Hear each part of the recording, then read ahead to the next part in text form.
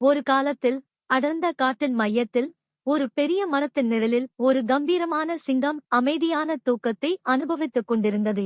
எங்கிருந்தோ ஒரு சிறிய துடிப்பான எலி சிங்கத்தின் பாதத்தின் மீது வேகமாகச் சென்று அவனை தூக்கத்திலிருந்து திடுக்கிட வைத்தது.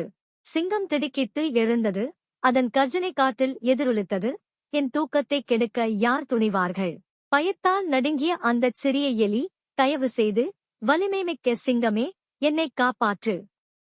என்றாவது ஒரு நாள் உன் கருணைக்கு நான் பிரதிபலன் அளிப்பதாக உறுதியளிக்கிறேன் என்று கெஞ்சியது.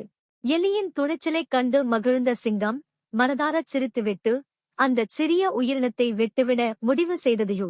நாட்கள் கடந்துவிட்டன. சிங்கம் ஒரு வேட்டைக்காரனின் தந்திரமான வலையில் சிக்கிக் கொண்டது. சிங்கத்தின் துயரத்தைக் கேட்ட எலி அவனுக்கு உதவி செய்ய விரைந்தது.